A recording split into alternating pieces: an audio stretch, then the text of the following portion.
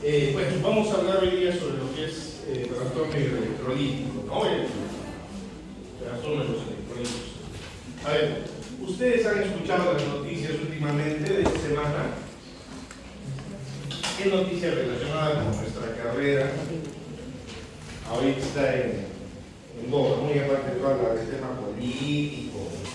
Alguien que vaya pasando los minutos.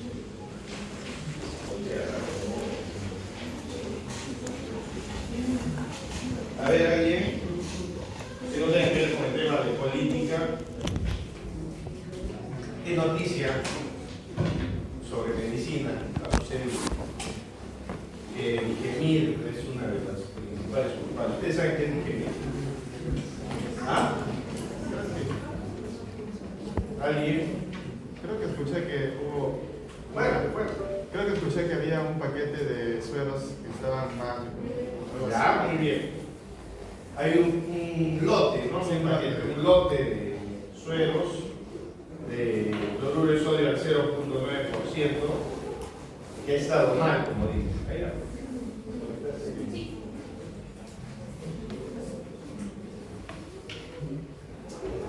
Ya. Listo. Entonces, es un lote de suero, ¿no? Al 0.9% está mal. ¿Qué creen que ustedes que han tenido de mal ese suero? ¿Qué han presentado esos pacientes? ¿Alguno?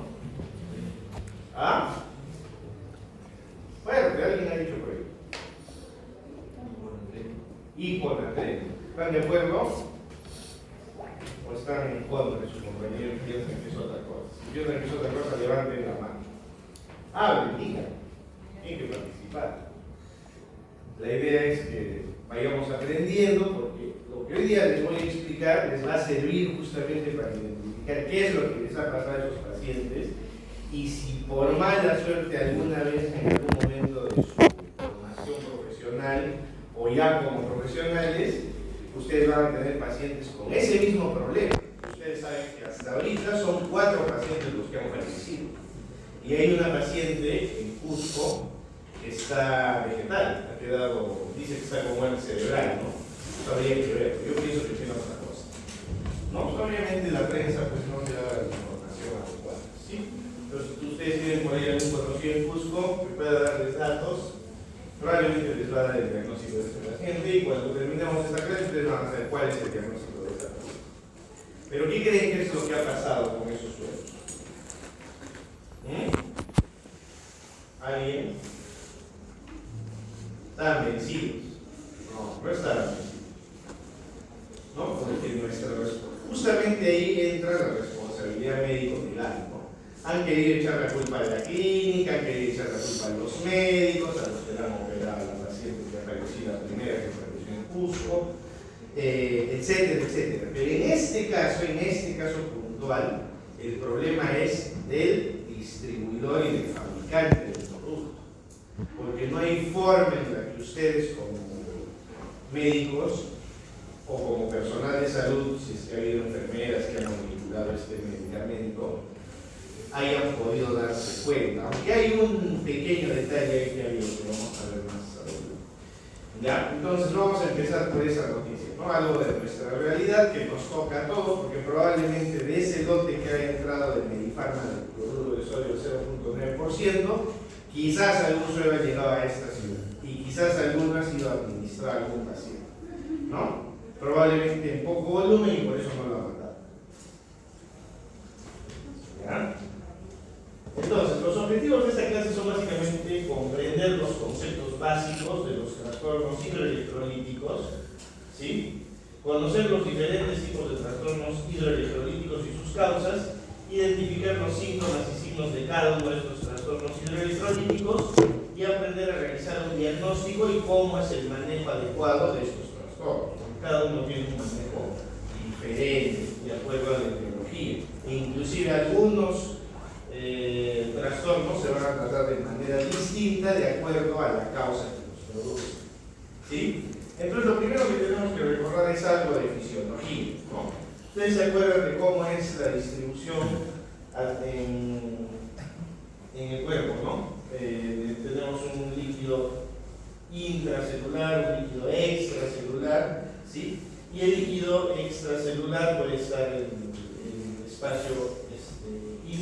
vascular y el espacio intersticial, ¿no? Está por fuera de las células, pero que no es parte de la sangre, ¿no? Del sistema intravascular. Ahora, si recordamos bioquímica, quizás también un poco de fisiología en su formación básica, se van a acordar pues de que nosotros a través de una membrana semipermeable tenemos un comportamiento de los solutos, ¿no? A través de esa membrana semipermeable, un medio acuático, que es básicamente toda nuestra formación. Es un medio acuático donde tenemos electrolitos, sodio, potasio, calcio, cloro, magnesio, fósforo, ¿no? Y estos van a estar en determinadas concentraciones a través de la membrana de la célula, ¿no? ¿Y qué cosa va a dar su concentración de un lado al otro? La presión a la que está, ¿no? En este caso, la concentración del soluto, ¿no? La cantidad de líquido y la permeabilidad de la membrana. También nos va a dar algunas alteraciones en lo que es la membrana, si se acuerdan. ¿Se acuerdan que la membrana formada por triglicéridos, ¿no? Por una cabeza polar y una colita hidrofóbica y una cabeza hidrofílica, se formaba una membrana, ¿no? Y esa membrana en la membrana celular es una doble capa. En ambos lados de la membrana tenemos un potencial de acción, ¿no? Tenemos una carga, y esa carga también nos va a dar qué solutos van a estar a un lado o a otro de la membrana, ¿ya? Entonces hay que recordar esos conceptos de fisiología y de biología. Entonces las alteraciones hidroelectrolíticas se presentan hasta un 60% de los pacientes hospitalizados y son aún más frecuentes en aquellos que están en servicios críticos. Yo soy médico de cuidados intensivos. Cuando tengamos prácticas vamos a hacer nuestras prácticas en esta área, y ahí van a ver que son pacientes pues, que tienen mucha medicación, tienen muchos dispositivos invasivos, ¿sí? Y ellos pues son los que más tienen este tipo de problemas, ¿sí? Es de suma importancia conocer la repercusión, las alteraciones de estas alteraciones electrolíticas, ¿no? La repercusión en el estado del paciente. Estos disturbios van a alterar funciones fisiológicas y contribuyen a la morbimortalidad. Cuando repasemos uno de estos electrolitos, que es muy importante, vamos a recordar por qué altera la morbimortalidad. ¿Ya? Una alteración electrolítica puede ser causa del fallecimiento de un paciente, como hemos visto en esta noticia de este caso, ¿no? Que se ha administrado un soluto que es cloruro de sodio y que ha producido una alteración de un electrolito que su compañero lo ha mencionado, pero lo ha mencionado con una alteración que no es la correcta, ¿no? Lo que le ha producido a estos pacientes es una hipernatremia, se ha subido el sodio, ¿ya?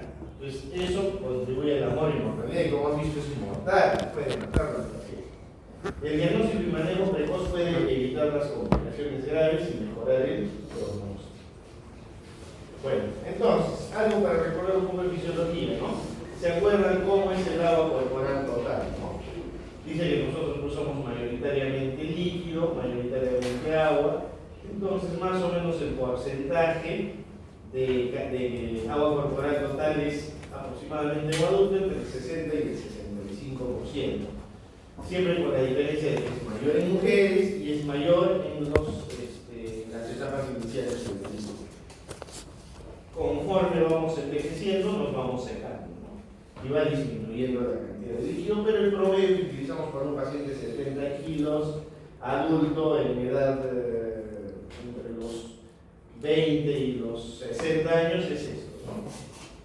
60-65% de agua. Entonces nosotros tenemos un balance hídrico, ¿no? Pero lo primero que tenemos que ver es, en los trastornos hidroelectrolíticos, es el balance del agua. Se supone que nosotros tenemos un ingreso de líquidos, ¿no? Que es más o menos equivalente a 2,5 litros por día. Y este líquido está distribuido en los líquidos en sí que tomamos, el agua, la gaseosa, los jugos, etc. Y la comida, ¿no? Y también se produce un agua del metabolismo, ¿no? El metabolismo, si ustedes recuerdan, ¿no? Sus fórmulas de bioquímica que se producía para producir a través de de la glucosa energía. ¿Sí? ¿Se acuerdan? Cuando utilizamos glucosa para producir energía, ¿qué producíamos? Producíamos CO2 y agua como productos de desecho. Ese es el agua del metabolismo, ¿no? Se produce agua. Y los egresos también se van a cuantificar principalmente en la orina, en las deposiciones y las pérdidas insensibles. ¿Han escuchado ese término de pérdidas insensibles? ¿No?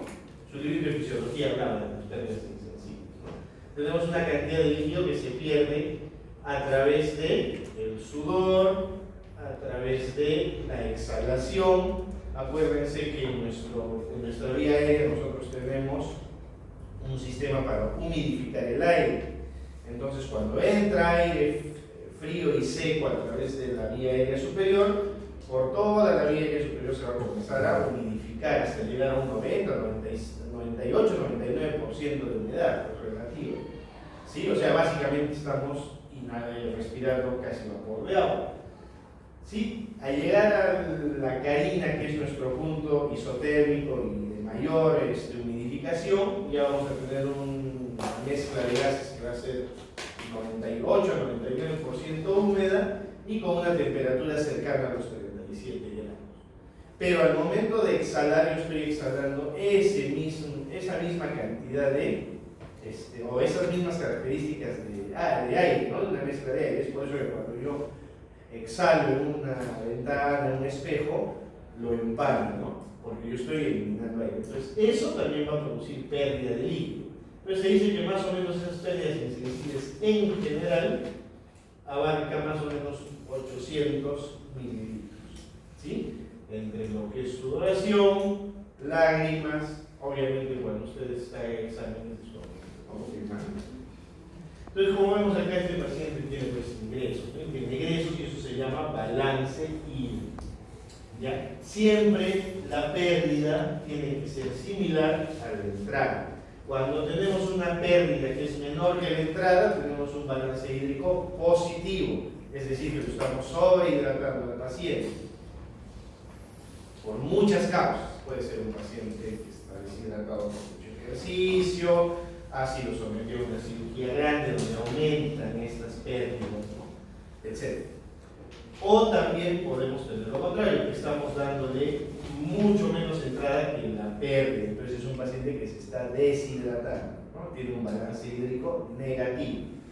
Y nosotros en cuidados intensivos jugamos con esto. En realidad un paciente en condiciones normales y un paciente estable no debería de tener un balance más que neutro, ¿no? O sea, todo lo que entra tiene que cambiar. Sería lo ideal. Pero en UCI nosotros jugamos un poco porque a veces sobrehidratamos al paciente o tratamos de forzar balances hídricos negativos. ¿Alguien se imagina más o menos en qué caso yo podría pensar que un paciente debe tener balances hídricos negativos, es decir, donde la pérdida sea mayor que la ingesta? Tratar de tener balances hídricos negativos, un paciente, algún caso, un diagnóstico. Bueno, ya. En un paciente cirrótico, nosotros vamos a tener una alteración en las proteínas, ¿no es cierto? En la albúmina especialmente. Entonces, ¿qué va a suceder con este paciente? Como no maneja bien la albúmina, el líquido se va a escapar de lo que es el intracelular al extracelular. Y no se va a escapar al extracelular al extravascular, porque si se escapara al extravascular se va a ir por el riñón y lo va a orinar.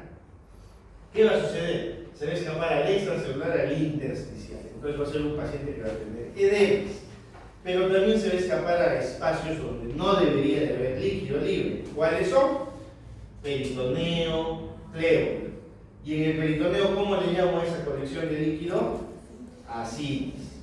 Entonces, este paciente que maneja mal los líquidos, tengo que tenerlo con balances neutros negativos para evitar que se sobrehidrate y se hinche, ¿no? Tenga edemas, etc.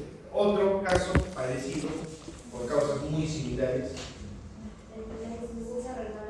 en la insuficiencia renal, no en la aguda, porque en la aguda a veces la causa de la falta de renal aguda es que yo he deshidratado al paciente y lo he hecho fallar al riñón. En la enfermedad renal crónica, donde es un paciente que ya no tiene función entonces no tiene esta pérdida es mínima. Se maneja con diálisis o con medicación o con diuréticos. Entonces ese paciente también se va a sobrecargar. Y otra causa,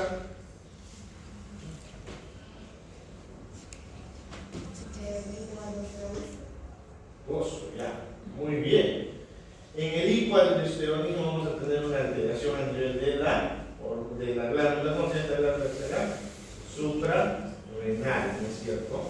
No va a producirse las hormonas suprarrenales, por lo tanto va a haber una secreción inadecuada de hormona antidiurética. Y al haber una secreción inadecuada de hormona antidiurética, el paciente se va a ir en deshidratación. Mientras más líquido yo le ponga, más va a orinar, porque hay una desregulación a nivel de renina, angiotensina aldosterona. ¿Sí? Perfecto. Otra causa más común. Hasta ahorita estamos pensando que el cuerpo humano es una casa, ¿ya? Donde yo tengo un caño y un desagüe. El riñón es el desagüe. Se tapa el desagüe y se llena de líquido, ¿no? La casa. Entonces tengo que cerrar el caño menos líquido para que no se inunde. En el caso del hígado, vamos a pensar que es que la persona que tiene que barrer ese líquido, ¿no? No tiene fuerza, ¿no? Que esa debería ser la proteína. Entonces, como no puede barrerlo afuera de la casa, se va a inundar. ¿Sí? Entonces también tengo que disminuir la cantidad de carga que estoy dando. Pero también tenemos una motobomba en nuestra casa, ¿no? Que es la que va a hacer que ese líquido pueda ser drenado. ¿Cómo se llama esa motobomba? ¿Ah? Corazón. Entonces, en la insuficiencia cardíaca congestiva, donde hay una alteración de la bomba cardíaca, yo también voy a tener pacientes que no van a manejar adecuadamente bien los líquidos. Si se acuerdan también algo de fisiología, recuerdan que el corazón, el lado izquierdo, es una zona que maneja mucho mejor presiones, pero maneja muy mal volúmenes, y el lado derecho al revés, ¿no? Maneja muy bien volúmenes, pero no maneja muy bien presiones. Entonces, si yo tengo un corazón insuficiente donde mi latido por minuto no es el adecuado, yo voy a tener encharcamiento, no voy a tener éxtasis venoso, porque la sangre que llega al corazón no puede ser inyectada adecuadamente, entonces va a haber éxtasis venoso. Al haber éxtasis venoso hay fuga capilar y va a haber fuga de líquido al extracelular, al intersticial. ¿Y eso qué va a producir? Sobrecarga. Entonces, a un paciente cardíaco, yo tengo que tratar de mantener los balances neutros o negativos. ¿Sí? Entonces ya tenemos 4 causas, ¿no? 4 causas donde yo tengo que tener un paciente con balances neutros, negativos o falla de humor, ¿no? ¿Se entiende? Perfecto. Listo. Entonces tenemos ya conceptos, ¿no? Conceptos fisiológicos. ¿Qué cosa es la osmolaridad plasmática? ¿Se acuerdan de este término? Osmolaridad. ¿No? Es la concentración molar de todos los electrolitos que hemos hablado, ¿no? Que están suspendidas en el líquido, van a producir esta osmolaridad, ¿no? Esta concentración molar, ¿no? En 1 litro de plasma, siempre es por litro de plasma. Los principales solutos del líquido extracelular, ¿cuáles son? Sodio y aniones acompañantes, bicarbonato y flúor. ¿Sí? Esos son los extracelulares. Y los intracelulares son potasio y ésteres de fosfato orgánico. ¿Eso qué quiere decir? Dentro de la célula yo tengo cantidad de potasio por litro, ¿no? Fuera, poca cantidad. Y al revés, fuera de la célula yo tengo cantidad de sodio y dentro de la célula tengo poca cantidad de sodio. ¿Sí? Esto es muy importante.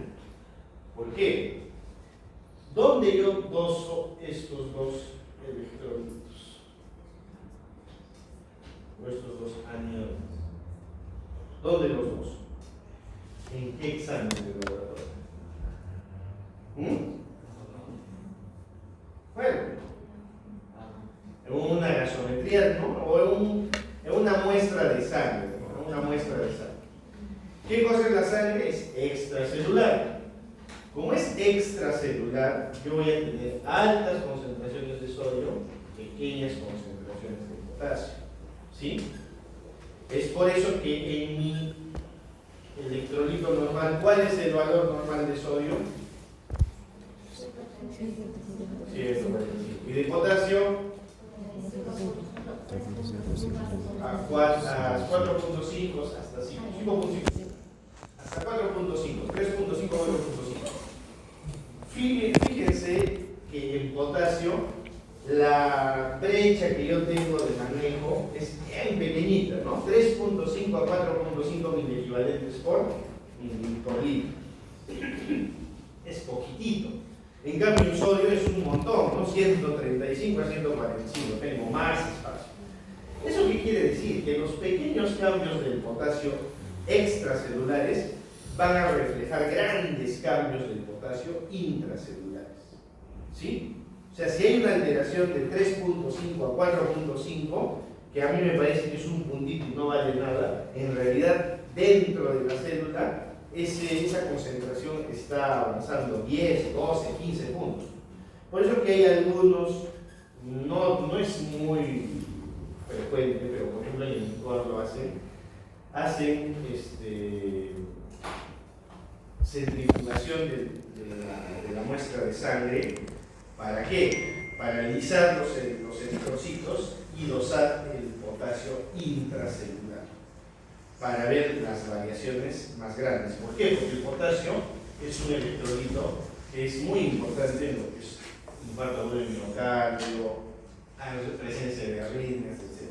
El INCOR lo hace muy raro, no lo he visto en ningún hospital. El INCOR es el Instituto Nacional de Corazón.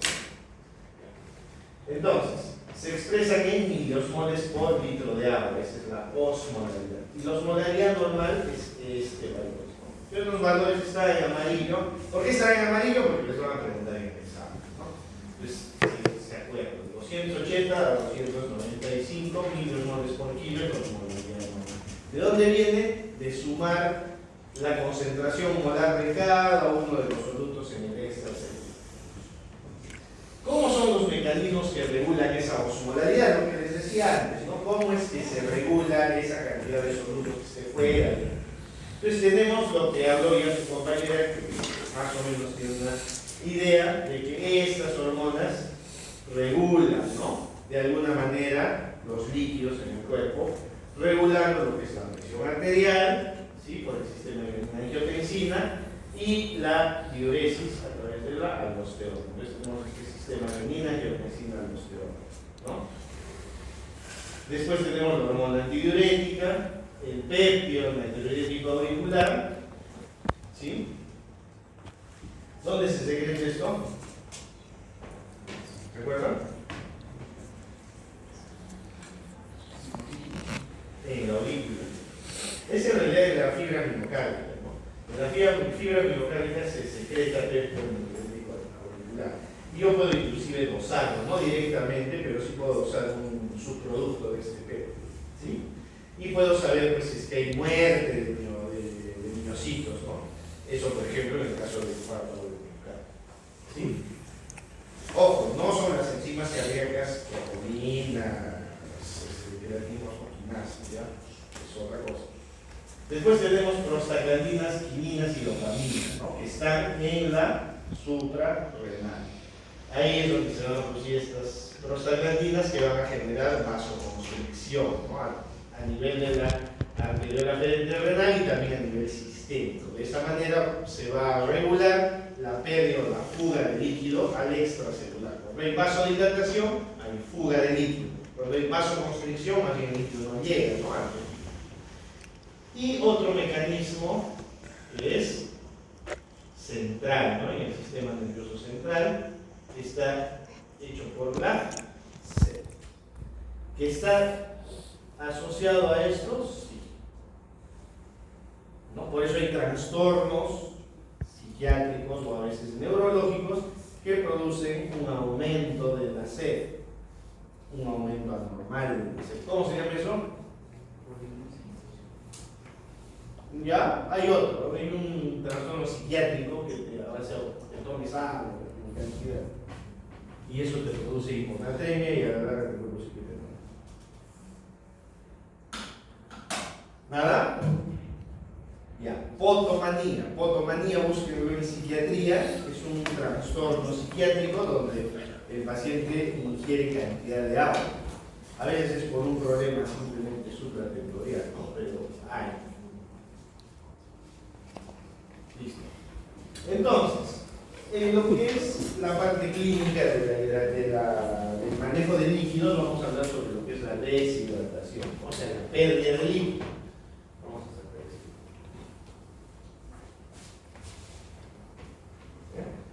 Pues en este cuadrito también ustedes se van a dar cuenta de lo que les hablaba hace un rato. ¿Por qué la taquipnia puede producir deshidratación o por qué puede alterar el balance hídrico? En la UCI lo vemos con frecuencia porque yo puedo forzar la frecuencia respiratoria de mi paciente. Como es un paciente sedado, anestesiado y probablemente con relajación muscular, si a mí me da la gana, yo puedo hacerlo respirar 40 veces por minuto, y si me da la gana, puedo hacerlo respirar 8 veces por minuto, ¿no? De acuerdo a cómo esté el estado de ánimo en este momento. Entonces, esa taquipnia va a impactar en lo que es la exhalación, y es lo que estábamos hablando hace un momento. Las pérdidas insensibles están relacionadas con la exhalación, aumentan con frecuencias respiratorias mayores de 35. Entonces vamos a ver esto, ¿no? Grados de deshidratación. Clínicamente, o bueno, clínicamente, claro, nosotros la dividimos en 3 grados. Esto lo van a ver en pediatría con más frecuencia, porque no les gusta esto. Ya tenemos grado 1, grado 2, grado 3, ¿no? Y grado 3 con shock, podríamos agregarle acá un 4º grado, pero en realidad es el grado 3. ¿Cuál es el déficit de líquido que se ha perdido? En el grado 1, 1 a 5%, en el grado 2, 5 a 10%, en el grado 3, más del 10% del agua corporal total. ¿Cuánto es el agua corporal total en un paciente de 70 kilos? ¿Cuánto es el agua corporal total en un paciente de 70 kilos? ¿Ah? 5, el 60%. Ya, pero ¿cuánto es el 60%? Es un celular.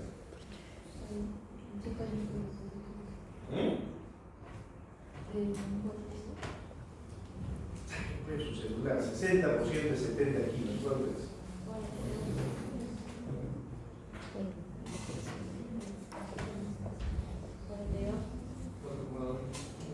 4,2. Ya. 4,2 litros de agua. ¿Sí? Entonces, porque acuérdense, la sangre, que son 5 litros, no es solo de agua, porque en la sangre yo tengo proteínas, tengo células, una abundante celularidad, ¿sí? Pero una viscosidad, no es pura agua, así que no me venga. El doctor ha dicho que tenemos 4,5 litros en general, así que hay menos sangre. ¿Ya? Bueno, entonces tenemos ese grado, este déficit, ¿no? De 1,5, 5 a 10 y 10%. Clínicamente nos va a dar más o menos cuál es el grado, o el grado yo lo puedo calcular de acuerdo a la pérdida que ha tenido, ¿no? Si yo tengo un gran quemado siempre va a estar acá, en el grado 3, ¿sí? Un gran quemado.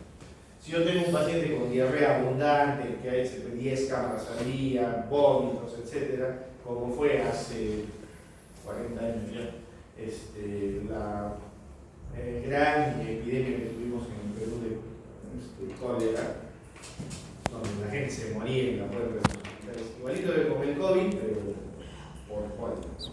Entonces, cuando hemos tenido la epidemia de cólera, estos eran los pacientes que aparecían, ¿no? Con grados altos de deshidratación, sobre todo niños. ¿Ya? El niño se deshidrata más rápido porque el niño depende del padre para deshidratarse. El adulto, si tiene sed, toma agua. En cambio, el niño necesita que alguien le facilite. Por eso es que la deshidratación es una causa de monomortalidad muy grande en extremos de la vida. Niños y ancianos dependientes, ¿no? Postrados. Entonces acá tenemos este cuadrito que se lo van a aprender, pues, ¿no? En el grado 1, pues, el paciente está despierto, no hay hundimiento de ojos, la boca está probablemente húmeda, no puede haber sed, es mínima, la piel está normal, la tensión arterial está normotenso, no hay taquicardia, para la frecuencia cardíaca es compensatoria para el PEN hemodinámico, ¿no? La perfusión de la piel es normal, es decir, ¿cómo yo mido la perfusión de la piel? ¿Qué maniobra es? Clínicamente, semiología. ¿Ah?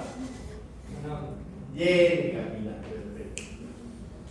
Perfusión de piel, el flujo de orina es normal, la densidad urinaria yo la puedo medir. Antes la medía la densidad urinaria con una pipeta de este tamaño y ponían ahí un sobrenada y se medía. Actualmente lo mide la medida. Ya, la mayoría de la tira de orina es el pH es normal, no hay acidosis y no hay taquicardia. Entonces un paciente que está despierto. Un ejemplo de un paciente con grado 1 de deshidratación.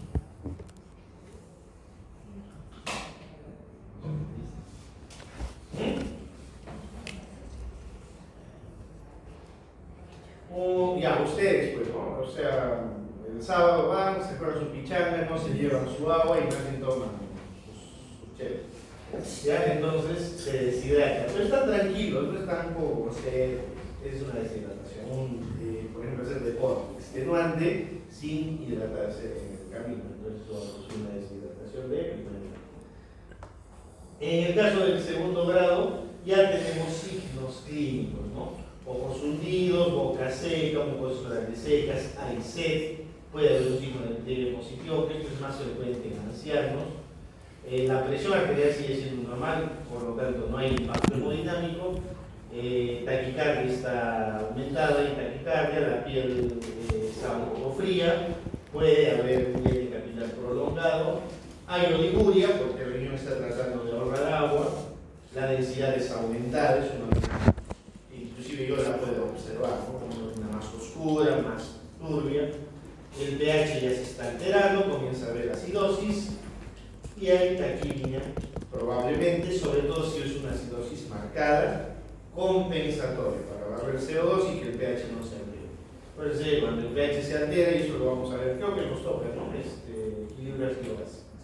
Y ahí vamos a ver pues cómo se altera el pH y qué altera el pH cuando se va para un lado o para el otro, ¿no? Cuando el pH se va a estos extremos, nada funciona, todo comienza a alterarse y es una causa de muerte. Bueno, y el grado 3, ¿no? Que puede ser un paciente con pérdida de conciencia o alteración del estado neurológico, ojos hundidos, sed, es incapaz de beber pese a que tenga sed, pliegue positivo, puede ser hipotenso, pulso filiforme. El pulso filiforme es un pulso que apenas yo lo puedo palpar, ¿no? Muy débil. Puede haber acrocianosis, ya no solo tiene capilar prolongado, sino está azul el paciente, ¿no? Marmóreo. No orina, pH, esto está mal, ¿no? Acá la densidad urinaria sigue siendo más de 130 y este 7.9. Acidosis, hay taquipnea, obviamente por la acidosis marcada, ¿ya? Entonces, un ejemplo de deshidratación del tercer grado. Ya, uno, porque ese ya les he dicho, uno diferente. Sean libres. A ver, probablemente lo veamos en las prácticas, ojalá. Un diabético con cetoacidosis diabética o estado hiperoxígeno. Como se ha orinado la vida, se ha orinado 7 litros de agua, el paciente está deshidratado y viene así, taquineico, a veces inconsciente, con 500 de glucosa. Ya es la típica. Y es debut todavía, ya hemos tenido una paciente hace poquito. Debutó su diabetes con estado hiperosmolar. Y puede haber coma, ¿no? Con hiperosmolar. Entonces es un grado de deshidratación de tercer grado. Otros ejemplos más fáciles, más papayitas, pues, ¿no? Han quemado, una pérdida masiva de sangre, politraumatizado, un paciente séptico. Porque un paciente séptico hace un tercer espacio, entonces se deshidrata, pero no pierde líquido, sino que el líquido se va obteniendo. Es un mecanismo fisiopatológico de las células. Es discutible, ¿eh? Es discutible, hay dos corrientes, pero bueno, no es el tema. ¿Qué es un trastorno hidroelectrolítico? Entonces son alteraciones del contenido de agua o electrolitos en el cuerpo cuando la cantidad de estas sustancias baja o aumenta. Hemos dicho que nuestro aporte es entre 2.300 a 2.500 mililitros por día y debo de eliminar la misma cantidad, ¿no? Entonces cuando eso se altera vamos a tener problemas. Entonces vamos a ir hablando de los electrolitos. Para ello tenemos que ver los requerimientos diarios de un adulto en estado normal de cada uno de los electrolitos. Entonces tenemos en agua, yo tengo que tener unos 30, 40 mililitros por kilo por día. Ese es el requerimiento de líquido en un paciente adulto de 70 kilos normal. ¿Sí? ¿Puede variar? Puede variar. ¿En quiénes varía? Un paciente cardiópata, menos líquido. Un paciente renal crónico, menos líquido. En niños el requerimiento es mayor y el requerimiento ya no es por kilo, sino es por metro cuadrado de superficie. ¿Sí? Ya cuando hagan pediatría y nos van a bombardear con los fármacos. Entonces tenemos este requerimiento, ¿no? El sodio, más o menos 2 miliequivalentes por kilo por día. Nosotros tenemos una fuente de sodio inagotable, inmensa y grande que es la sal, ¿no? Actualmente nosotros consumimos casi 3 o 4 veces más del requerimiento normal de sodio que consumían nuestros antepasados. ¿Por qué? Porque actualmente tenemos no solamente la sal de mesa, sino muchos productos que se utilizan para conservar alimentos, para mejorar el sabor de alimentos, o inclusive para generar adicción a muchos alimentos, tienen sodio. ¿Saben cuáles son? Hasta la Coca-Cola tiene sodio, ¿sabían? Ya, ¿no? ¿Sí? ¿Por qué la comida del restaurante es más rica que la comida que hace tu mamá? Yo soy tu mamá que cocina con este mismo, ¿no? ¿Por qué? Porque es más sabrosa y quiere decir cosas más, ¿no? Porque le ponen un producto que se llama benzoato monosódico, que es el famoso monomoto, y eso tiene cantidad de sodio y le produce es el cuarto sabor, quinto sabor, creo que dice, ¿no? Es ese sabor, el umami que le dicen, ¿no? Es un invento asiático, ¿no? El sillao también tiene ese mismo producto, pero de manera natural. Entonces, ese saborcito pues, es el que produce. El potasio también tenemos fuentes importantes, ¿no? Nueces, todo lo que son frutos secos, el plátano, la pasta, generalmente de origen vegetal, también lo encontramos en la carne, el magnesio, ¿no? También en la carne, en los huesos, en el colágeno, en la gelatina, todo lo que sale del colágeno en los huesos. 0.5 miliequivalentes por kilo por día es el requerimiento y de calcio 0.7 miliequivalentes por kilo por día. Si se dan cuenta es casi lo mismo, ¿no? Bordear 1 miliequivalente por kilo por día. Pero si yo lo examino en sangre, los valores son diferentes, porque el potasio, hemos dicho, se mete dentro de la célula, ¿sí? Yo consumo esta cantidad de potasio, pero se va a meter dentro de la célula. Entonces, empezamos con el primer electrolito, el sodio, ¿no? Es el electrolito más abundante en el espacio vascular y principal soluto responsable del mantenimiento del volumen extracelular. ¿Qué quiere decir eso? Cuando hay más sodio extracelular, va a aumentar el volumen extracelular, va a jalar, ¿sí? Es por eso que el consumo de sal genera un edema, puede aumentar la hipertensión arterial, porque está también en el intravascular, ¿sí? Aumenta el volumen circular y eso y deshidrata la célula y eso genera daño, ¿no? Y también el riñón que produce el volumen. Entonces tenemos el primer trastorno del electrolítico, sodio bajo, hiponatremia. ¿Qué considera hiponatremia? Un sodio menor de 130 mililitros por litro, es lo que ustedes comentaban, ¿no? Su compañero comentó. Hiponatremia la podemos dividir en muchas formas, ¿no? ¿Por qué? Porque va a depender de la cantidad de soluto que se encuentre, porque puede haber una hiponatremia donde yo tengo abundante líquido, por lo tanto la hiponatremia es dilucional, o puede ser que sea un paciente que tiene pérdida de líquido, pero pierde más sodio que líquido, y por lo tanto tanto está hiponatrémico, pero está deshidratado. Entonces la hiponatremia la podemos tener en ambos extremos, sobrehidratado y deshidratado. ¿Sí? Para que lo entiendan, porque si vamos a hablar de hiposmolar e hiperosmolar se va a cortar un poco no completo, digamos. Entonces la hiponatremia isoosmolar, nosotros vamos a tener un volumen normal de líquido, ¿no? Y una osmolaridad normal. Es decir, que si yo sumo sodio, potasio, etc., voy a tener una osmolaridad normal. ¿Qué quiere decir eso? Que el resto de electrolitos están compensando esta situación. ¿En qué caso se puede dar? En la hiperlipidemia, es decir, pacientes como mezclasmóvil. Hiperproteinemia, ¿no? Pacientes que consumen mucha proteína o una hiperproteinemia secundaria a una patología de fondo, por ejemplo, el cáncer. Hay situaciones neoplásicas donde se va a producir hiperproteinemia y vamos a tener esta alteración. Poco frecuente, por eso está chiquito ahí. Otra, ¿no? Hiponatremia hiperosmolar, con osmolaridad aumentada. ¿Ya? ¿Qué podría aumentar la hiperosmolaridad? Otros solutos, por ejemplo, hiperglicemia. Entonces vamos a tener hiponatremia en los pacientes con cetoacidosis diabética descompensada. El sodio va a estar bajo. ¿Por qué? Porque va a haber mayor osmolaridad, va a haber desplazamiento del sodio al intracelular. Y en el uso de algunos medicamentos como son estos.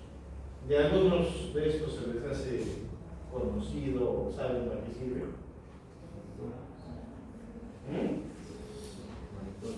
¿Para qué sirve el monitor? Edema cerebral. Ya, el monitor es. ¿Qué es el monitor?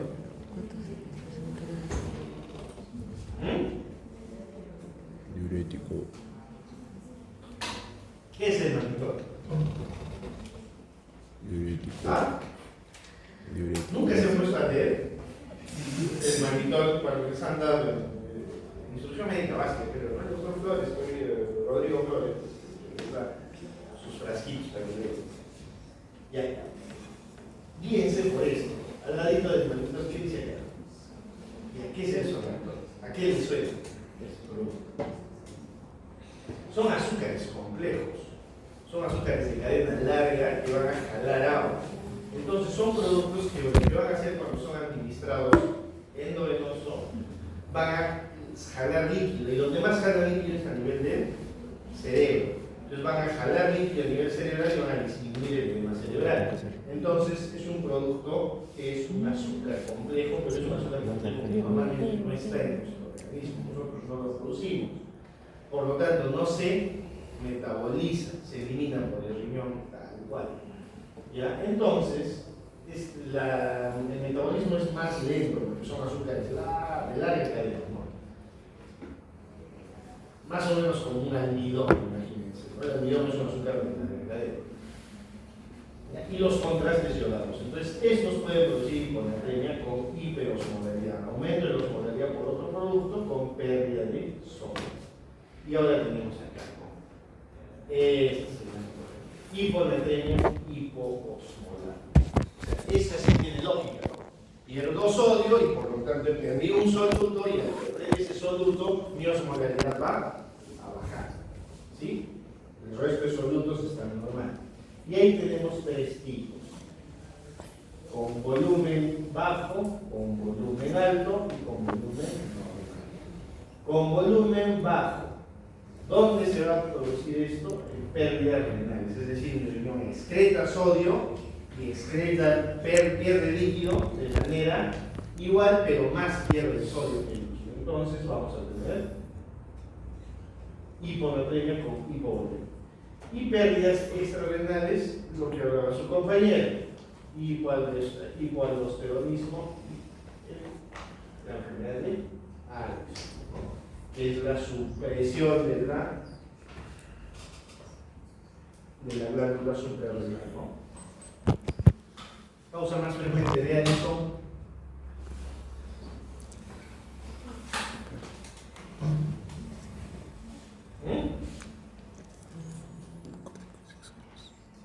¿Cuál es la causa más frecuente de enfermedad de Addison?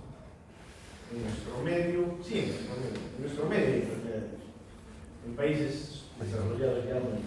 Ahí nomás. Hay un personaje famoso que tiene enfermedades. ¿Ah? Fuerte. Creo que lo has dicho. ¿Quién lo?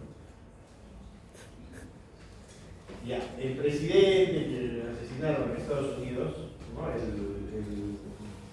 magnicidio más famoso, porque hay un montón de magnicidios en Estados Unidos, pero el más famoso fue pues John F. Kennedy, que tenía enfermedad de Addison, porque él tuvo antecedentes de haber tenido tuberculosis renal.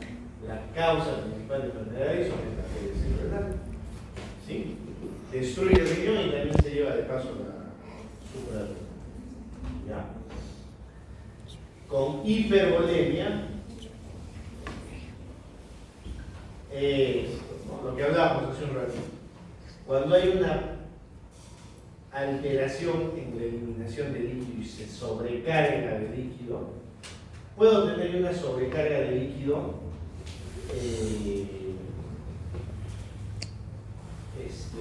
por ingesta, pero lo principal es por ausencia o alteración de la pérdida. Este sería el caso de cirrosis e insuficiencia cardíaca. ¿Sí? Entonces va a haber ahí hiponatremia con hipervolemia. ¿Sí? O sea, está disuelto el sodio. ¿Ya? ¿Por qué es importante esto? Porque va a valorarse cómo voy a tratar yo la hiponatremia. En un caso de hipervolemia, euvolemia, perdón, una hipovolemia y euvolemia, yo voy a administrar solución salina al 0.9% en un volumen mayor al que voy a utilizar para hidratar, para que gane sodio. De tal manera que, como esta con hipovolemia es por, perdón, la hiponatremia es con dilución en la euvolemia y la hipovolemia, voy a tratar tanto la deshidratación como la pérdida de sodio.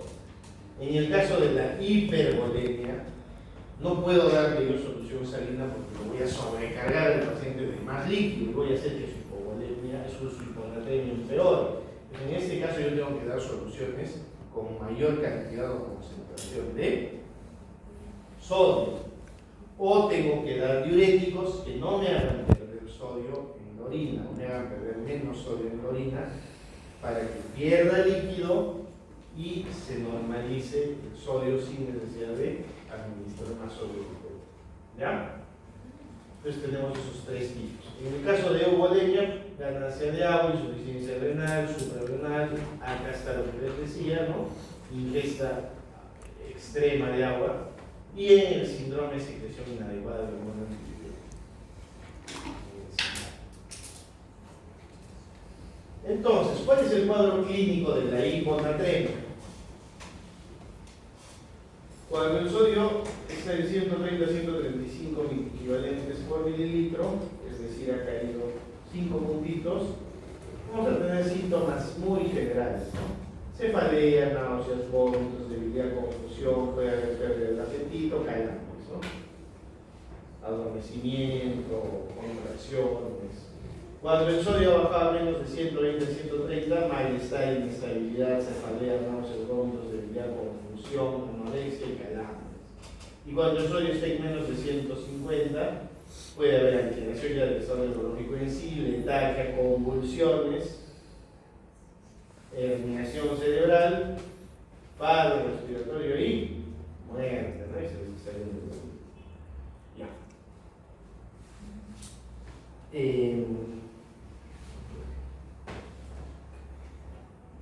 Ahora, en la hiponatremia nosotros tenemos que diferenciar si es una hiponatremia aguda o crónica. ¿Para qué? Para ver cómo va a ser nuestra corrección. Cuando nosotros corregimos la hiponatremia, tenemos que hacer una corrección lenta. Cuando se corrige muy rápido el sodio, hay alteraciones a nivel del puente cerebral y puede haber una desmielinización del puente cerebral ¿Y qué cosa hay en el puente cerebral que es vital para nosotros, para que estemos ahorita acá en esta clase? ¿No? ¿Qué? El centro respiratorio. Entonces, por eso se hace paro el paciente se muere, ¿no? Entonces hay una mielinolisis continua, ¿no? Cuando hay alteraciones bruscas del sodio, especialmente cuando lo bajo muy bruscamente. Cuando lo subo también, pero cualquier alteración del sodio brusca de más de 8 miliequivalentes en 12 horas puede producir alteraciones neurológicas graves irreversibles. ¿Ya? Entonces, la hiponatremia, el diagnóstico, la historia clínica completa, ¿no? ¿Qué tengo que ver? Dieta, pérdidas, uso de fármacos y drogas, porque hemos visto que hay drogas que producen alteraciones, antecedentes patológicos. ¿Qué uso en exploración física? Signos de deshidratación, de sobrehidratación, edemas y cómo está la hemodinamia, la presión arterial. ¿Y qué exámenes complementarios le pido al paciente? Como hemos dicho que este es un anión extracelular, va a estar implicado en lo que es la despolarización. Entonces yo puedo tener alteraciones en el EKG, arritmias, taquicardias, etc. Tengo que medir la urea, ¿no? El nitrógeno médico sanguíneo, creatinina, glucosa, sodio, C. Entonces siempre tengo que medir estas cosas. ¿Creatinina para qué? Para ver la función renal. Me va a ayudar a ver si es un hiponatremia en un paciente renal y puedo tener ahí las causas, ¿no? Por ejemplo, acá. ¿Sí? Hiponatremia con hipovolemia. ¿Cómo es el manejo? Tengo que corregir la causa que desencadena, ¿no? Y normalizar la osmolaridad sérica sin causar iatrogenios, es importante, es decir, la velocidad de la corrección es importante. Entonces, ¿cómo puedo saber yo que estoy corrigiendo adecuadamente la hiponatremia del paciente? ¿Qué tengo que hacer?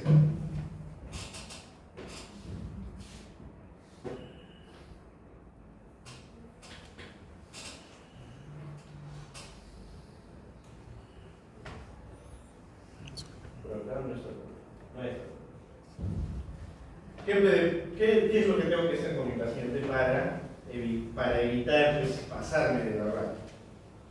Tengo que hacer un monitoreo estricto del sodio. ¿Qué tengo que hacer entonces con el paciente? Pedirle dosaje de sodio horario si es posible. Por lo tanto, el paciente con alteración del sodio que requiere corrección tiene que ser 1, hospitalizado, 2, monitorizado. Y si es grave su situación, tiene que entrar a una unidad crítica, porque ya tiene una causa de ingreso a una unidad de vigilancia crítica. No necesariamente una UCI, pero tiene que ir a un sitio donde esté monitorizado, donde le puedan medir sus funciones vitales, su estado general, su estado neurológico, ¿no? Y le puedan administrar medicamentos con bombas de infusión. ¿Por qué? Porque mi clorurito con mi gotero no me va a servir en estos casos. ¿Sí? Se puede pasar, puedo pasar de más de la cuenta, menos de instaurar un tratamiento de hidratación, medir diuresis en los pacientes y para eso, si fuera necesario, sonda para medir diuresis oral. ¿Sí? El objetivo que es alcanzar un nivel de sodio de seguridad, es decir, más de 125 mililitros por litro. Como hemos visto, menos de 120 es paciente bueno, ¿no? Y a esto tampoco es tan estricto, sobre todo en la hiponatremia crónica. Vienen venir pacientes ancianos, van haciendo su vida normal, se bajan del avión y ¡wow! Se desmayaron. ¿Qué ha pasado? Llegan al hospital 118 sodio. Y probablemente se ha vuelto vivido con 120, 125 de sodio meses. Estaba medio mareado, medio aturdido, pero no tenía mayor sintomatología porque es crónico. Siempre está con sodio bajo, cada vez más bajo, más bajo. ¿Qué queda la cronicidad? Más de 48 horas con un valor bajo. ¿Sí? ¿Cuál es la diferencia de manejo? Que la corrección tiene que ser más lenta en el crónico que en el agudo. En el crónico, 8 miliequivalentes 12 horas. En el agudo, 8 miliequivalentes de cambio, perdón, 12 miliequivalentes de cambio en 12 horas, o sea, un miliequivalente por hora, el tope. Si yo me paso de eso, estoy haciéndolo muy rápido.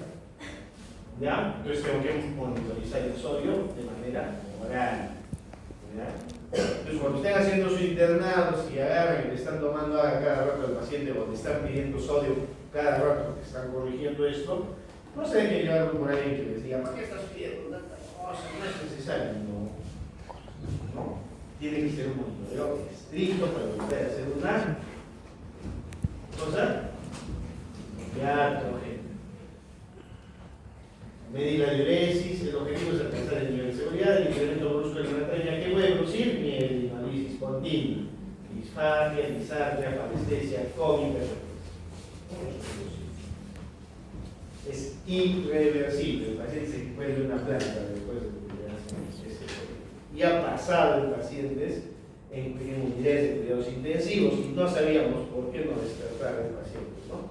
Pasó toda su etapa, toda su corrección, lo despierto y no despierto, traqueostomizado, secuela. Causa probablemente un problema de sodio. Ahí está. Lo que han presentado los pacientes estos que les comentaba del tema que ahorita está en boca de todo el mundo. ¿Qué ha pasado? Probablemente ese sodio al 0.9% no era el 0.9%, sino era el 9%, o quién sabe. ¿Sí? Era una solución salina hipertónica. No era solución salina fisiológica, no era suero fisiológico. ¿Sí? Entonces, en los pacientes en los que les han pasado alto volumen de esa solución, les han producido hipernatremia. ¿Sí? Si lo han utilizado para disolver su medicamento, lo único que debe producir es flebitis y ardor. Y ahí es donde yo les dije que ha habido posibilidad de, por lo menos, pensar que algo estaba pasando.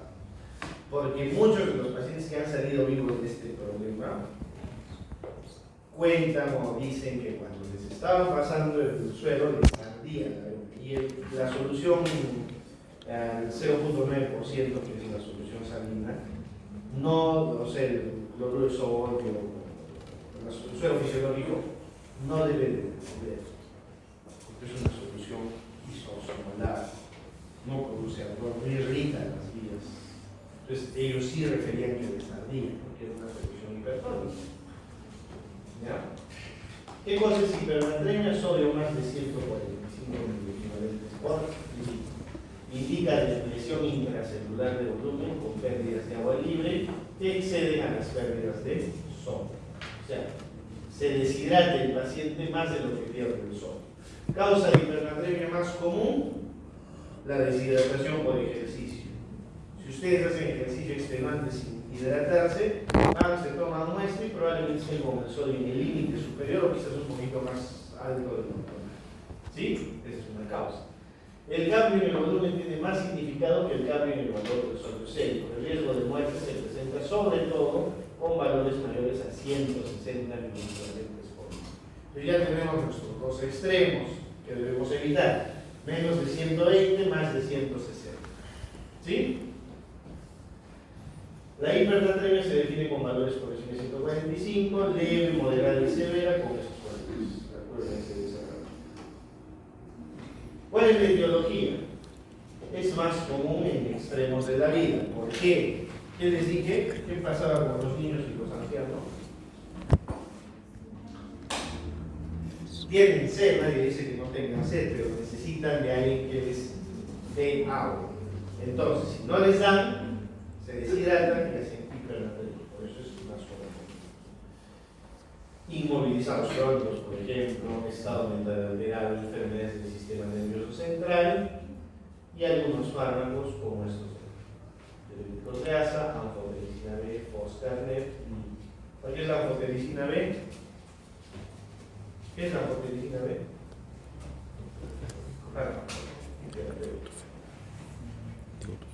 ¿Alguien se acuerda? ¿Qué es esto? Es un antimicótico, ¿no?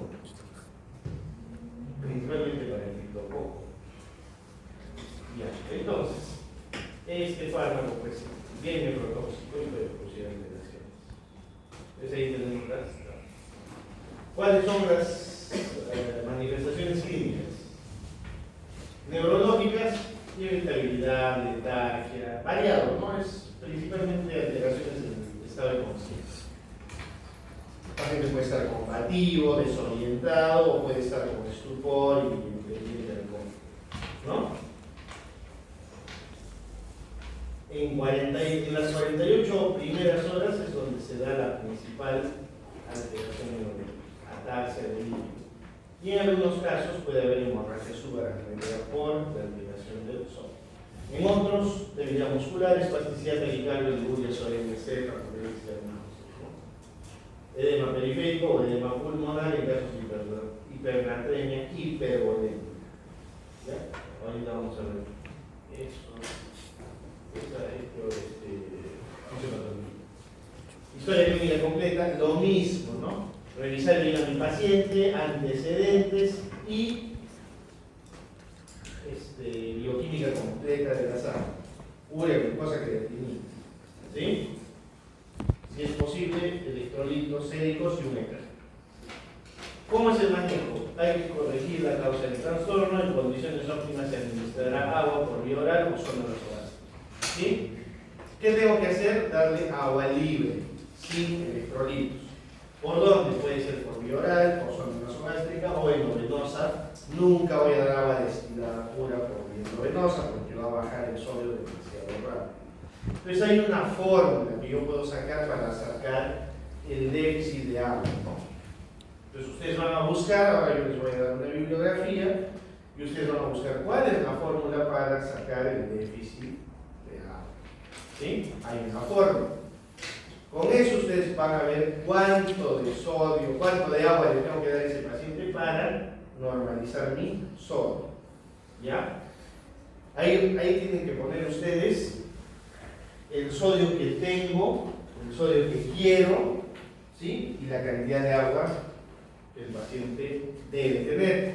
Entonces ahí me va a decir cuánto de agua le tengo que dar para bajar del sodio que tengo al sodio que quiero. Obviamente, si tengo un paciente que tiene 160 de sodio y yo digo, ya quiero bajarle de 160 a 145, ¿está bien? ¿Cuántos mil equivalentes hay de 160 a 145? 15 mil equivalentes. ¿Y cuánto hemos dicho que es la razón de disminución de sodio? 8 mil equivalentes, ¿no? En 24 horas. Si yo bajo más de esa velocidad, voy a producir alteraciones. ¿Ya? Listo. Entonces, ahora vamos con el potasio. A estas cosas. El 98% del potasio se encuentra, hemos dicho, en el espacio intracelular. Es el principal catión intracelular. El 2% se encuentra afuera. Menos del 1% se encuentra en el plasma. Por eso es que los valores son tan pequeños. Su absorción y excreción está manejada por el intestino y el riñón respectivamente. Las alteraciones del balance del potasio van a producir críticas, sobre todo muscular y cardíaca. Ya, entonces, el principal catión intracelular, la proporción entre la concentración de potasio intra y extracelular es de 35 a 1, y esta diferencia de concentración está dada por las bombas famosas sodio-potasio ATP. El intercambio de iones se determina por el cel eléctrico a través de la membrana, ¿no? Entonces, ¿por dónde se va a eliminar el potasio? El potasio, bueno, ingresa, se elimina a través del riñón y en las heces, ¿no? Si hay falta de... En estados diarreicos también se incrementan las pérdidas de potasio. Entonces, ¿en quién yo puedo tener hipopotasemia? En un paciente con diarrea, ¿no? Deshidratado por diarrea. Entonces, en un paciente que se deshidrata por diarreas, ¿está bien hidratarlo solamente con cloruro de sodio? No. ¿Sí? Tengo que hidratarlo con electrolitos. Lo típico que ustedes van a ver en sus puestos de salud es eso, ¿no? Un paciente con diarreas abundantes que viene deshidratado. ¿Con qué lo hidrata? Un cloruro le pone, helado. Y después el paciente comienza a tener parestesia, se siente mal, le duele todo. ¿Y es por qué? Porque no le está reponiendo potasio. Obviamente tienen que preguntar y ver que es un paciente renal, si o no. Entonces empezamos con la hipocalemia. ¿Cuál es la etiología de la hipocalemia? Principalmente déficit de aporte o aumento de la excreción. Aumento de la excreción por diuréticos, hipomagnesemia, alcalosis y pérdida de digestión. ¿Sí? O desplazamiento intracelular. Ya, aquí hay un mecanismo bien interesante, porque ¿qué sucede? Cuando yo tengo un paciente con hipercalemia y yo quiero bajarle el potasio, no hay forma de bajarle el potasio aumentando la eliminación, más que la renal con un diurético que es muy lenta. ¿Sí? Entonces yo tengo mecanismos para evitar que ese potasio extracelular dañe al potencial de membrana y produzca arritmias graves y muera. ¿Qué hago? Ese potasio extracelular que está bien aumentado lo meto dentro de la célula. Como adentro hay alto potasio, no va a haber problema de que de 140 suba a 142 el potasio intracelular. Pero sí va a haber una gran diferencia en el potasio que baje de 5 o 5.5 a 4.5. ¿Ya? Entonces yo puedo utilizar este desplazamiento. ¿Y cómo se hace este desplazamiento? El desplazamiento del potasio es a través de la glucosa. Cuando yo ingiero glucosa, nivel insulina, la insulina actúa a nivel de la membrana y aumenta unos canales que ingresan glucosa acompañada de acá en la glucosa. Entonces, cuando yo, por ejemplo, corrijo una hiperglicemia y al paciente le doy insulina para corregir esa hiperglicemia o una aceleración diabética, voy a bajar el potasio de manera involuntaria. ¿Sí? Entonces, en un paciente con cetoacidosis diabética al cual estoy administrando insulina, tengo que dosar de potasio porque probablemente va a ser hipocalemia. ¿Sí? Ahí está el mecanismo. Insulina. ¿Sí? Esto es muy raro con hipotermia. La alcalosis metabólica también está íntimamente ligada al potasio. La alcalosis metabólica disminuye el potasio, la acidosis metabólica aumenta el potasio. ¿Ya? Y bueno, beta-adrenérgicos, los vasopresores, ¿no? Por ejemplo, también van a disminuir el potasio. Por eso que los pacientes de la UCI generalmente están con hipocalemia, porque utilizan vasopresores. No la adrenalina, ¿ya? Entonces, la hipocalemia clínica, potasio menos de 3.5, trastorno electrolítico más frecuente, interfiere con la formación y preparación de impulso y contracción muscular. Hay cambios en el EKG con menos de 3 miliequivalentes. Hay una onda T plana, depresión de DCT y ondas Q. Acuérdense, T plana, hipocalemia. T picuda, hipercalemia. ¿Sí? T picuda, hipercalemia. Menos de 2.5 miliequivalentes, onda prominente, inversión de onda T, pericute prolongado y muerte. En hipocalemia muy severa habrá un ensanchamiento del complejo QRS. ¿No? Hay una arritmia como QRS ancho que es pues, muy complicada de revertir. Entonces, cuando ustedes han hecho reanimación cardiopulmonar en algún punto de sus cursos básicos, creo que en institución médica, ¿no? Ya. ¿Se acuerdan de cuáles eran las 5H5T del paro cardíaco? Causas de paros reversibles. ¿Se acuerdan o no se acuerdan? Ya, en esas 5 H's había una H que era importante. ¿Cuál era? Hipo o hipercalemia. Y la otra, hidrogeniones, acidosis. ¿No?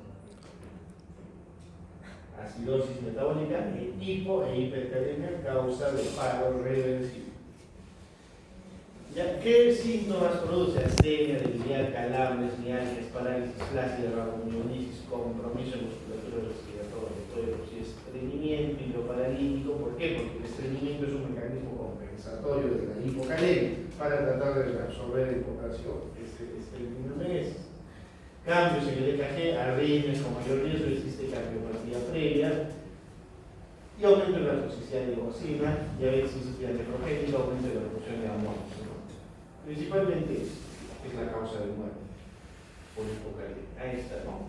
Vemos este EKG. un EKG normal, normal. Acá tenemos un paciente con potasio cerca de 3.000 equivalentes. Miren, la onda T está un poquito más plana y hay una presencia de una onda ahí que no debería haber, que es la onda U. ¿Sí? Y acá tenemos una caída del ST como un infarto, ¿no? El ST se ha bajado. Acá no se ve bien, pero bueno, no tengo una imagen de la onda T más aplanada. A veces desaparece la onda T completamente, no hay onda T. ¿Ya? La hipocalemia, ¿cuál es el diagnóstico? Una buena historia clínica, hay que clasificar el tipo de hipocalemia, si es por pérdidas o por aumento de la ingesta. La hipocalemia si es por pérdidas o por disminución de la ingesta. Hay que ver electrolitos en sangre, exámenes auxiliares, siempre medir el potasio urinario es lo ideal, pero no lo hacemos en nuestro medio, para diferenciar una hipocalemia renal por pérdida renal. El tratamiento depende de su gravedad y la premura con la que se necesite corregir. ¿Cómo corrijo? Cloruro de potasio al 20%, que es el famoso cálculo, ¿no? Y yo lo doy en forma de retos. Se tiene que administrar por una vía de grueso calibre porque es bien irritativo, ¿sí? Y me va a corregir el potasio más o menos, con un reto se corrige más o menos 0.5 miliequivalentes, ¿no? La hipocalemia, entonces, si es que yo tengo un paciente con hipocalemia asintomático con síntomas leves y una hipocalemia leve, puede utilizar una vía oral, ¿no? Darle un suplemento de potasio, sobre todo si es un paciente con tendencia a ser hipocalemia. Ya, y corregir la causa del trastorno, que puede ser por pérdidas en heces, ¿no? Corregir los trastornos electrolíticos asociados. Por vía oral se da 40 a 120 miliequivalentes por día. Por vía parenteral no se debe pasar más de 10 miliequivalentes por hora porque va a producir hipercalemia, ¿no? Y es más riesgosa porque es más difícil bajar. Ahí está la hipercalemia. ¿Qué cosa es? Potasio más de 5.5 según esta bibliografía, más de 5 según otra bibliografía, ¿no? Se clasifica en hipercalemia leve, hipercalemia moderado, severa, ¿no? Una concentración sérica de potasio superior a 10 miliequivalentes suele ser fatal. Yo he visto pacientes con renales crónicos que no venían a su diálisis 2 semanas, y se venían con su probabilidad, y venían como 11, 12 de potasio. Al borde de morirse, arrítmicos, como la de plasma, bradicárdicos, los dializan y se recuperan, ¿no? Entonces, en estos casos, por ejemplo, la hipercalemia severa en paciente renal, el tratamiento es hemodiálisis, es una causa, es una urgencia clínica, ¿no? Es una causa de diálisis de urgencia, de la hipercalemia. ¿Por qué? Porque lo único que yo puedo hacer es tomar medidas para estabilizar la membrana para que no se despolarice y no produzca arritmias graves. ¿Cómo la estabilizo? Gluconato de calcio, que es un catión que va a estabilizar la membrana y el potencial de acción, ¿no? Y dar insulina, una solución despolarizante, que lo que va a hacer es tratar de meter potasio dentro de la célula. ¿Cómo? Doy glucosa y doy insulina, ¿no? ¿Para qué? Para que esa glucosa se meta con el potasio. ¿Qué más doy? Hay otra cosa que aumenta el ingreso. Hemos dicho beta-adrenérgico se juega, ¿sí? Ya. Entonces, ¿qué tengo que dar yo para que ese beta-adrenérgico se disminuya? Un beta-agonista. ¿Cuál es un beta-agonista?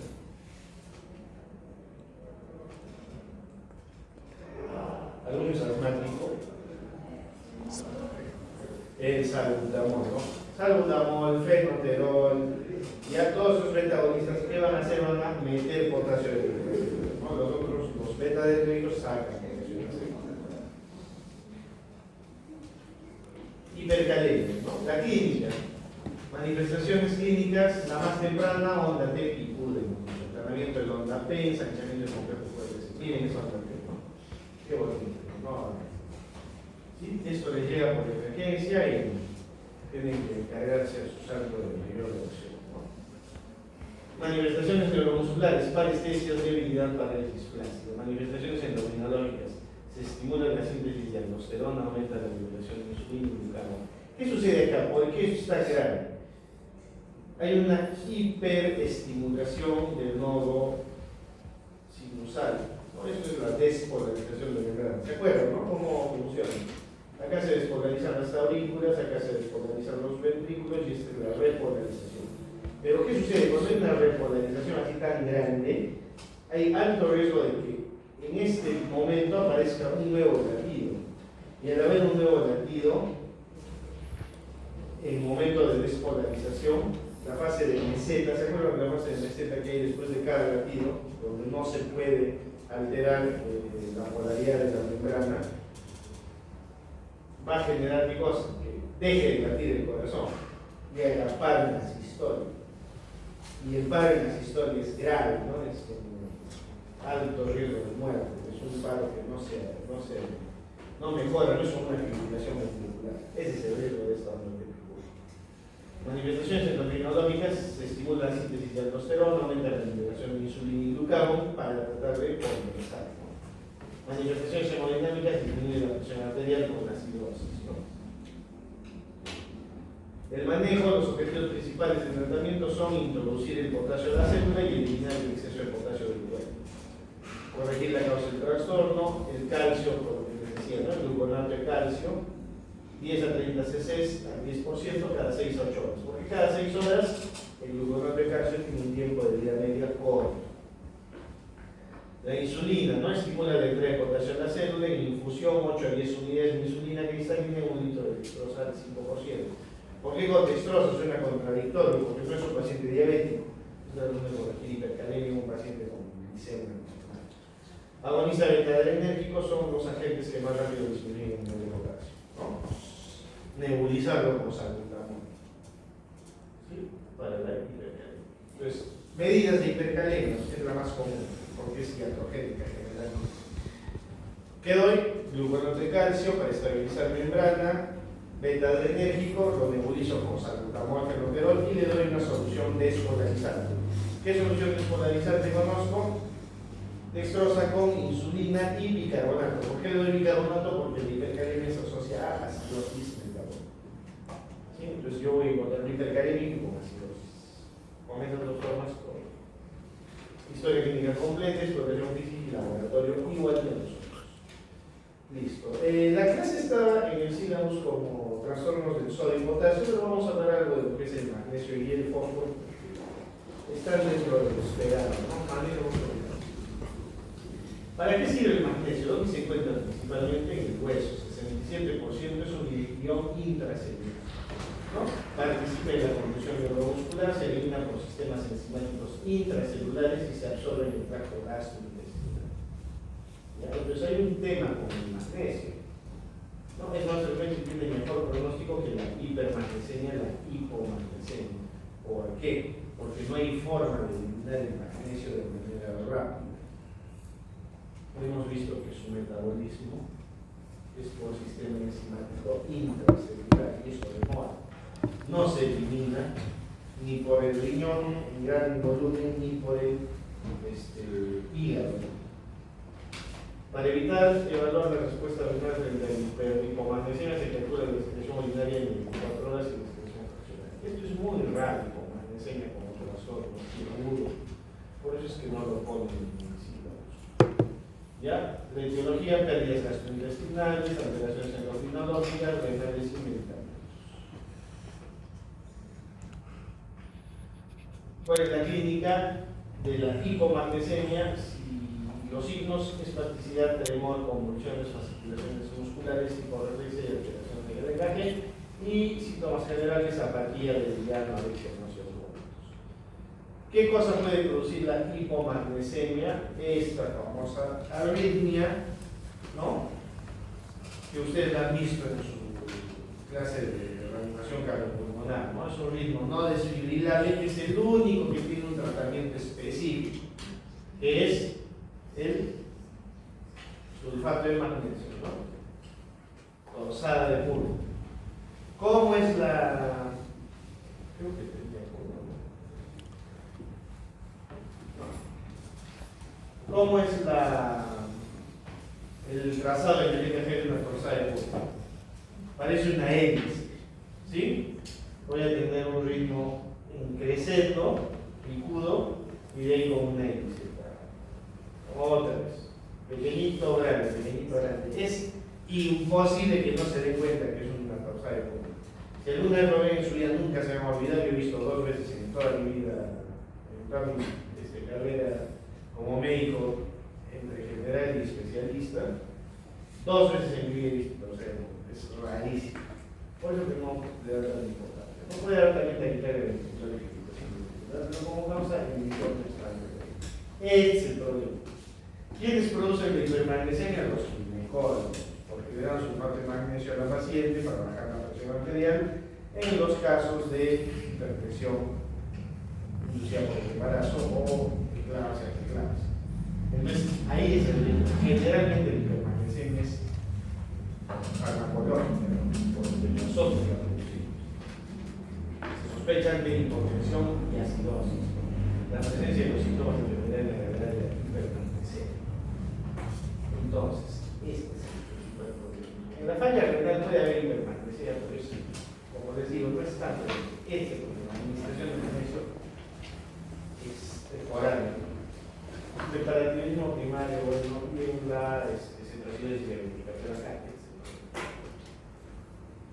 ¿Qué puede producir hipermagnesemia? Sedación, hiporreflexia, hipotensión radicaria, paro cardíaco y náuseas con isoterapia. ¿Qué tengo que medir en la paciente gestante que está recibiendo sulfato de magnesio? Reflejos. Si la paciente comienza a ponerse hiporrefléctica, algo está pasando. ¿Sí? Muy riesgoso. Listo.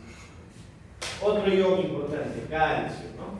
Catión bivalente más abundante del organismo. El balance del calcio se encuentra estrechamente regulado por mecanismos hormonales, físico-químicos, y 3 hormonas la regulan: la vitamina D, la paratormona y la calcitonina.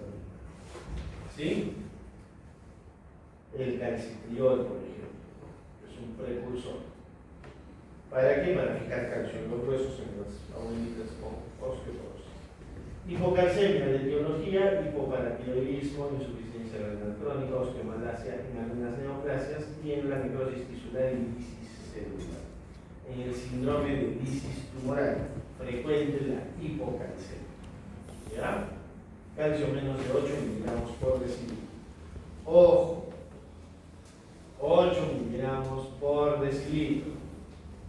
El calcio se dosa en, es el calcio sérico que yo tengo que dosar. El calcio que le sale en el AGA es calcio iónico, no es un calcio real. ¿Ya? Está expuesto a muchas alteraciones. Lo que usted tiene que pedir y usar es calcio sérico. Y el calcio sérico tiene una fórmula para corregirla con la alúmina, porque el calcio se une a las proteínas, especialmente la alúmina. Entonces, cuando yo tengo hipoaluminemia, siempre voy a tener un calcio mayor del que parece que tuviera en mi dosaje sérico. ¿Sí? Yo tengo que sacar el calcio corregido con la alúmina. Para eso hay una fórmula, el calcio corregido con la alúmina. ¿Ya? Eso les va a servir en el internado, acuérdense.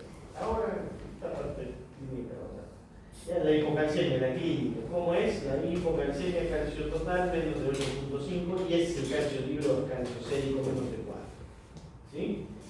Estos son los síntomas, acuérdense: parestesias, arritmias, tetania y ansiedad. Tetania, hipertonicidad muscular. ¿Sí? La hipercalcemia. Calcio mayor de 15 miligramos por decilitro. Hiperparatiroidismo primario, sarcoidosis, tuberculosis, neoplasia, tirotoxicosis y algunos medicamentos como las tiazidas. ¿Por qué se usan las tiazidas? ¿Ah? Bueno. ¿Ah? ¿Qué cosa con la tiroides?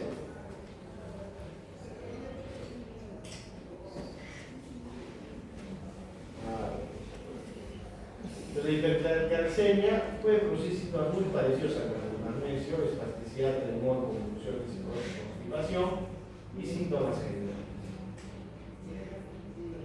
Listo. Le planteó su compañera